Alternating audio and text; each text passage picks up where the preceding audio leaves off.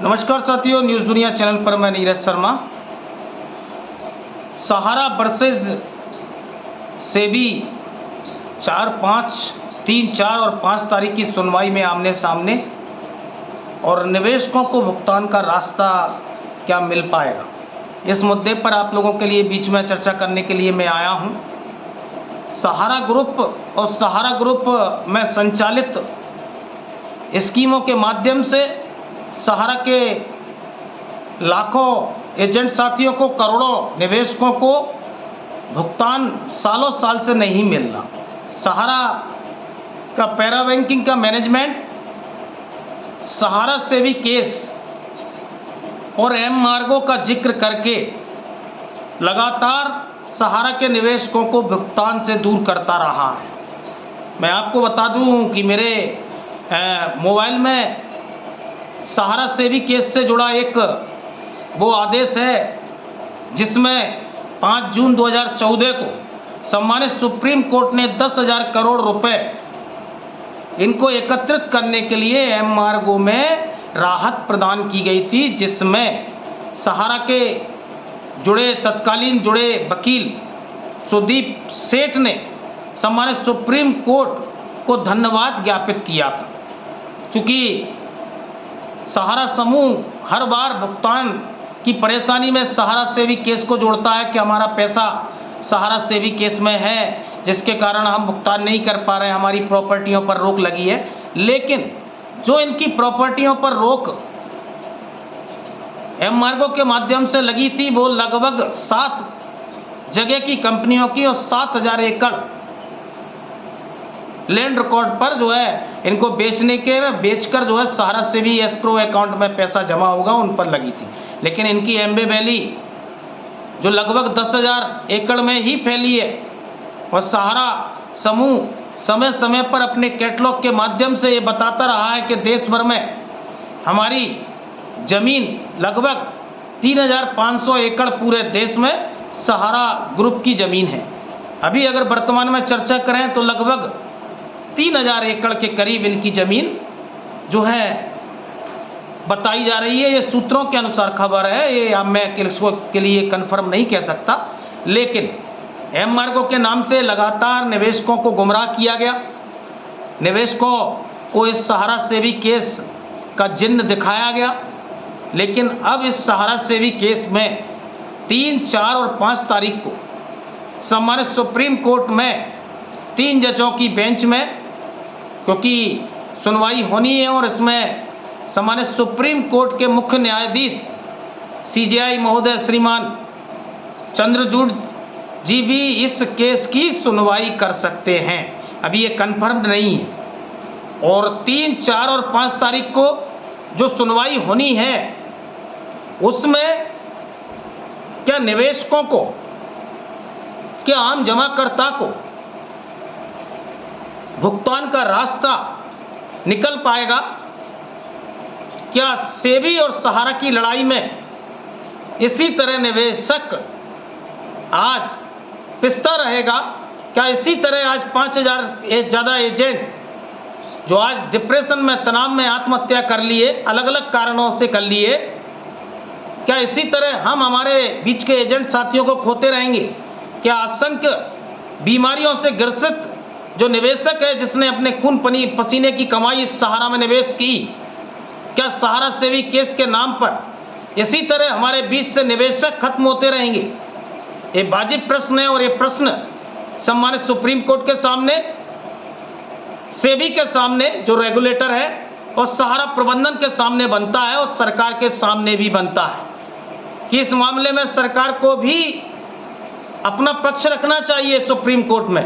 ये गरीबों से जुड़ा मामला है, इसको इस देश की गरीब जनता के हित में इस पैसे को सहारा प्रबंधन को भुगतान देने के लिए पैसे को रिलीज करना चाहिए। जिस तरह सहारा रिफंड पोर्टल में 5,000 करोड़ रुपए देने के लिए केंद्र सरकार की तरफ से अटॉर्नी जनरल ने दखल दिया, और उसके बाद में 5,000 करोड़ सहारा रिफंड पोर्टल के नाम पर रिलीज हुए, उसी तरह केंद्र सरकार को एक जनहितैषी मुद्दे के साथ में अपना पक्ष रखना चाहिए। मैं बात करता हूं 3, 4 और 5 तारीख की, जिसकी देश भर में लोग उम्मीद और विश्वास लगाकर बैठे हैं कि निश्चित निवेशकों के लिए राहत भरी सुनवाई ये 3, 4 और 5 तारीख में सम्मानित सुप्रीम कोर्ट से निकलकर आएगी। लेकिन एक तरफ इस सहारा सेबी केस में जो 2012 से संचालित है और अवमानना का केस चल रहा है, क्योंकि फाइनल आदेश 31 अगस्त 2012 को सम्मानित सुप्रीम कोर्ट ने दे दिया, जिसका पालन आज तक सहारा नहीं कर पाई है और ये अवमानना का केस आज भी जारी है। क्योंकि जो 25,000 करोड़ रुपए सहारा सेबी एस्क्रो अकाउंट में जमा करने का आदेश सुप्रीम कोर्ट ने दिया था, उसका पालन आज तक नहीं हो पाया, जिसमें 17,756 करोड़ रुपए सहारा जमा कर पाई है। ये प्रिंसिपल अमाउंट है। तो साथियों, आज इस सहारा सेबी केस में सैकड़ों आईओ इसके पहले से ही लगे हुए हैं, सैकड़ों आईओ, और सहारा प्रबंधन की तरफ से सीनियर एडवोकेट गौतम अवस्थी जी ने 19 नए एफिडेविट इस सहारा सेबी केस की सुनवाई में लगाए हैं। और जो सेबी है, रेगुलेटर है, वो भी सहारा ग्रुप और सहारा समूह से जो रिकवरी की है और रिकवरी में जो उसका खर्चा आया है, उसकी पेनल्टी की मांग के लिए उसने भी एफिडेविट लगाए हैं। आज सेबी भी ये कहती दिख रही है कि सहारा और पल्स समूह पर लगभग 73,000 करोड़ रुपए वसूली की जानी है, जिसकी वसूली की बात आज सेबी कर रही है। सेबी वो रेगुलेटर है जिसको पैसा जरूर वसूलना है, लेकिन निवेशकों के हित में उसका कोई भी क्रियाकलाप नहीं, वो केवल और केवल में उलझाने का काम करती है। लेकिन आज सहारा और सेबी के विवाद में कब तक हम अपने लोगों को खोते रहेंगे, कब तक हम आज एजेंटों को खोते रहेंगे। लेकिन सहारा सेबी केस में बहुप्रतीक्षित सुनवाई होने वाली है और इसी केस में 147/2024 Nagendra Kushwaha versus union of India एक रिट याचिका लगी है। एक एनजीओ संगठन है विश्व भारती, उसकी तरफ से, और वो भी सहारा के जमाकर्ताओं की तरफ से ये सहारा सेबी केस में जो एस्क्रो अकाउंट में पैसा है, वो पैसा सहारा के निवेशकों के लिए दिया जाए और उनको राहत भुगतान के लिए मिल पाए, तो वो भी इसी में टैग किया गया है। तो देखने वाली बात होगी और रोचक बात होगी कि सम्मानित सुप्रीम कोर्ट किसको कितना महत्व देता है और किसकी बात कितनी सुनता है।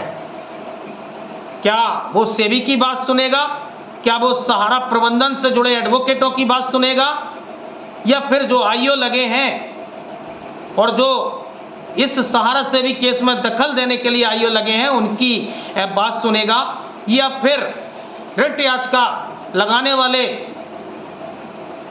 नागेंद्र कुशवाहा जो सहारा के एजेंट और निवेशकों के लिए अपने एनजीओ के माध्यम से रिट याचिका लगाएं, क्या उनकी बात सुनेगा। मुखर रूप से जो यूनियन ऑफ इंडिया के एडवोकेट हैं और एनजीओ से जुड़े एडवोकेट हैं, उन्हें सहारा के स्कैम की और सेबी जिस तरह से इतिहास रहा है सेबी का, उन सभी चीज़ों को सम्मानित सुप्रीम कोर्ट पर खुलकर रखने की ज़रूरत है। लेकिन आज सहारा वर्सेस सेबी की लड़ाई में 3, 4 और 5 तारीख को जो सुनवाई होनी है, उसमें निवेशकों को भुगतान का रास्ता निकलना चाहिए, उसमें निवेशकों को एक राहत निकल कर आगे आना चाहिए। क्योंकि आज इससे सहारा सेबी केस के नाम से आज से सहारा ने लगातार 12 सालों से निवेशकों का, एजेंटों का शोषण किया है। इस सोसाइटियों में नया निवेश तो लिए और इन्होंने समय पर, नियत समय पर भुगतान देने का भरोसा तो दिया, इन्होंने क्यू शॉप में सोसाइटियों में कन्वर्जन तो किया, लेकिन भुगतान नहीं दिया। लेकिन आज सहारा सेबी केस की इनकी आपसी लड़ाई में एक आम जमाकर्ता, एक आम निवेशक जो अब पिस रहा है, लेकिन आज निवेशकों को सुप्रीम कोर्ट से भुगतान की आस और उम्मीद है और सुप्रीम कोर्ट इनकी परेशानी को देखे यही उम्मीद और विश्वास करता हूँ। ज़्यादा से ज़्यादा लोग न्यूज़ दुनिया नीरज शर्मा यूट्यूब चैनल को लाइक एवं सब्सक्राइब करें। धन्यवाद।